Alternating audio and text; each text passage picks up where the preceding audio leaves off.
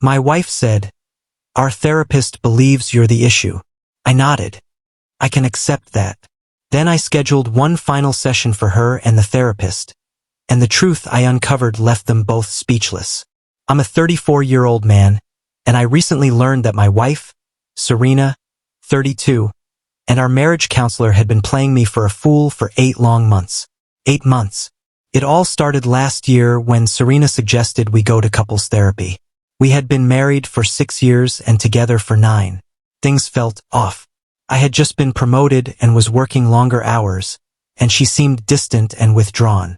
I chalked it up to the usual ups and downs in marriage. Serena claimed she had found a highly recommended therapist, Dr. Patricia Morse, a specialist in communication issues. Our first session cost $200, cash only.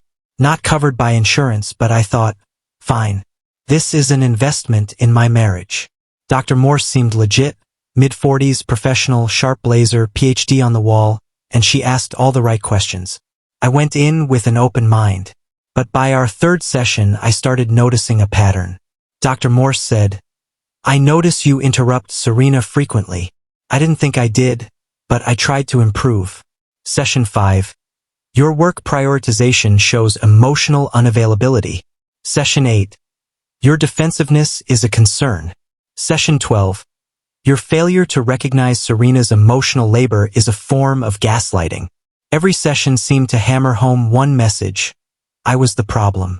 Week after week, I was told my communication was aggressive, my love language was selfish, and my concerns about money were actually controlling behavior. Serena would sit there nodding, dabbing tears I'd apparently caused, whispering things like, "I just want him to see me." I'd respond, "I do see you," only for Dr. Morse to immediately say, "That defensiveness proves you don't." $200 a week to be told I was failing my marriage. Still, I kept going. I read every book she recommended, did the exercises, wrote my feelings in journals, practiced active listening until my ears rang. Yet, nothing changed. Serena grew colder, started sleeping in the guest room for her emotional safety, and spent most weekends out with her work friends. 6 months in, I suggested we switch therapists. Maybe a new perspective would help. Serena exploded. "You just can't handle being wrong. Dr. Morse said you'd try to quit when it got hard." So, I stayed paying $200 a week, being dissected and blamed. Then came session 32. Dr. Morse said calmly, "Serena has expressed feeling trapped. Have you considered a trial separation?" That night, Serena handed me a separation agreement. She'd stay in the house. I'd pay the mortgage and give her $2,000 monthly support. Dr. Morse helped me realize I deserved time to heal. Something finally snapped. This wasn't therapy. This was an exit plan with a professional witness. The following weekend, I stopped at a coffee shop and ran into my coworker Raj. His wife was there, complaining about her old college roommate. Patricia thinks she's so smart with her psychology degree. Still owes me $500 from senior year. I froze. Patricia? Last name. Morse. My coffee went cold. My wife's highly recommended therapist was her college friend. I went home and started digging. Facebook, shared iPad, everything. Sure enough, Patricia Morse was in Serena's friends list, buried deep. Photos from college, spring breaks, even a wedding 8 years ago where Patricia was a bridesmaid. And then, the nail in the coffin, I found their text thread. "Patricia, how did tonight go?" "Perfect." He actually apologized for being emotionally unavailable. LOL. "Separation paperwork ready?" "Yep. Few more sessions and he'll think it's his idea." They were laughing about my journal entries, plotting my humiliation, even planning how to make me appear unstable. I also discovered Patricia wasn't licensed in our state. She was licensed 3 states away, making every session illegal. And all those cash payments? Tax fraud. 32 sessions at $200 a week, $6, $400 of unreported income. I documented everything. Screenshots of texts, proof of unlicensed practice, and evidence of conspiracy. Session 33 came. Dr. Morse asked, How are we feeling this week? I've been thinking about the separation, I said calmly. I accept your diagnosis. I'm the problem. They exchanged a small, smug smile. Then I pulled out my phone. I've also learned about boundaries like the one between therapist and patient. Serena, did you know Patricia was your college friend? Your bridesmaid. I read their texts out loud. Patricia went pale. Those are out of context. Like your license? I asked. The one not valid in this state? I laid out everything: fraud, illegal practice, tax evasion, and their manipulations. Serena, if you want a divorce, file honestly. Or I take this to the state board, the IRS, and Patricia's husband. I handed Patricia one last check $200. Memo line. Final session, full disclosure achieved. The aftermath was a storm. Serena tried to paint me as abusive and unstable. She even filed for a restraining order with a fake letter from Patricia claiming I was dangerous. My lawyer destroyed it in court. Patricia wasn't licensed and we had all the evidence. Then, hotel receipts and security footage revealed Serena's affair with her coworker, Derek, going back months. Her lies collapsed. In the months that followed, Patricia lost her license and faced IRS penalties. Serena was fired for expense fraud, then arrested for selling company data to competitors. She now faces federal prison time. Meanwhile, I filed for divorce, kept the house, and started seeing a real licensed therapist. I spent months healing, and for the first time in years, I feel clear-headed. The cost of fake therapy was $600. Real therapy and freedom? Absolutely priceless. After that explosive final session, life became a whirlwind of drama, legal battles, and shocking revelations. Serena didn't respond with shame or reflection. She went on the attack. The very next day, she began spinning a story that I had verbally assaulted her and threatened her poor therapist. Her mother, Janet, called me screaming, "How dare you terrorize that woman who was just trying to help you?" I calmly replied, "Janet, I exposed their fraud. Dr. Morse isn't even licensed here." And I hung up. By Thursday, I was served with papers at work. Serena had filed for a restraining order, claiming emotional abuse, stalking, and threatening behavior. Her evidence? A letter from Dr. Patricia Morse describing my concerning patterns and her fear for Serena's safety.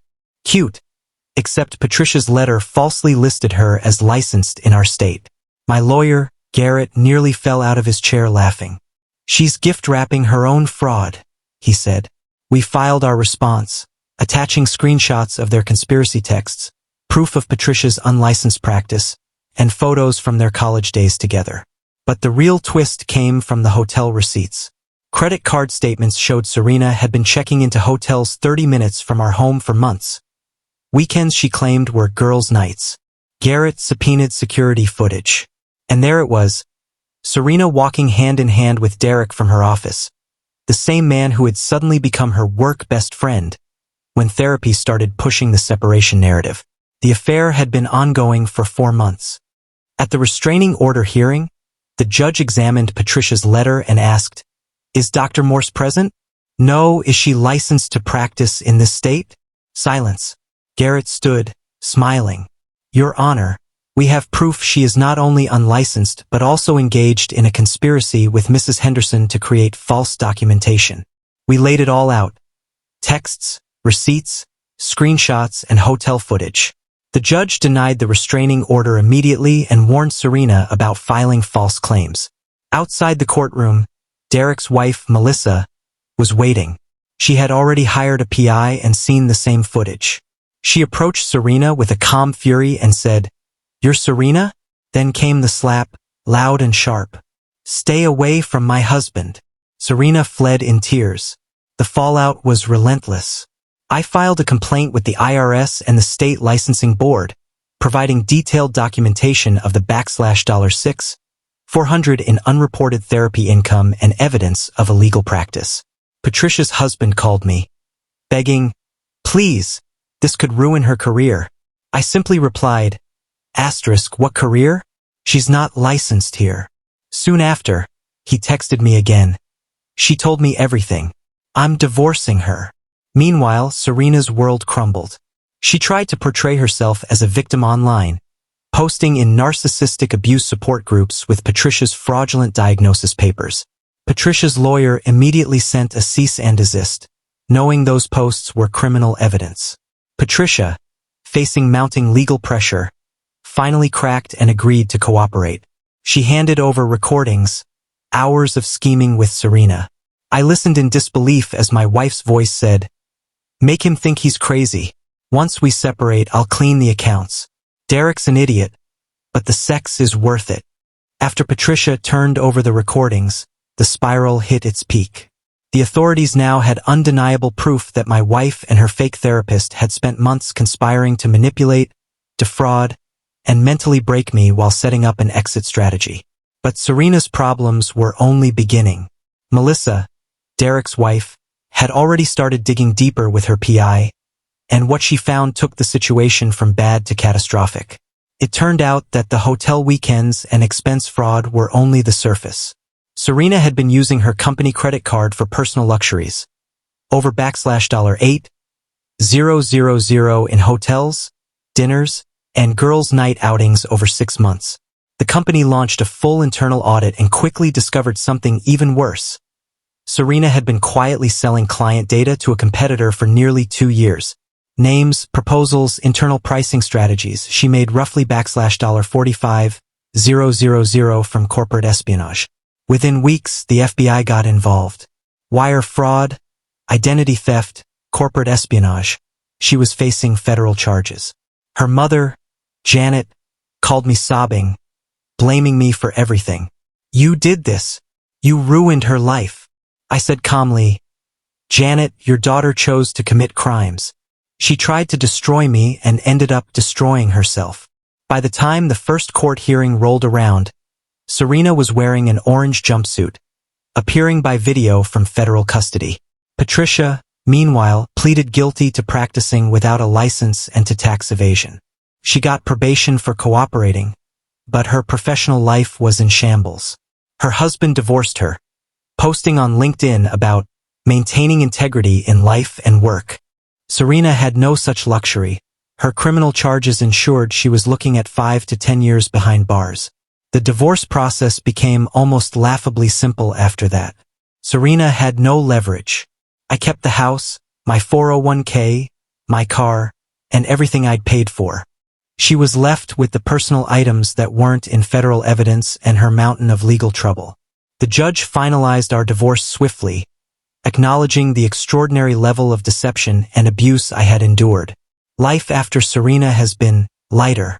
I've been in real therapy for 6 months now with Dr. Kim, a fully licensed and highly competent therapist. She helped me unpack the trauma of being gaslit for almost a year, the anger of not trusting my instincts sooner, and the relief of finally reclaiming my life. I now understand the real definition of gaslighting, and the deep damage it does when someone deliberately makes you question your own reality. The financial tally still stings. $6, $600 for fake therapy, $12, $000 in legal fees, but every penny was worth my freedom and peace of mind. And in the end, the lessons were priceless. Trust but verify. Check licenses. Document everything. Believe people when they show you who they really are. Serena is awaiting trial and likely prison. Patricia has reinvented herself as a life coach, which I find darkly funny, but she's no longer my problem. Derek and Melissa are in counseling and, surprisingly, trying to repair their marriage. As for me, I've started dating again. Hannah, a pediatric nurse who is upfront, kind, and refreshingly honest. On our third date, I told her everything. She listened, wide-eyed, then laughed softly and said, "Your ex went to federal prison because of fake therapy? Note to self, don't ever betray you." We both laughed. Felt good to laugh again. It felt even better to finally close that chapter of my life knowing that sometimes, the problem really isn't you.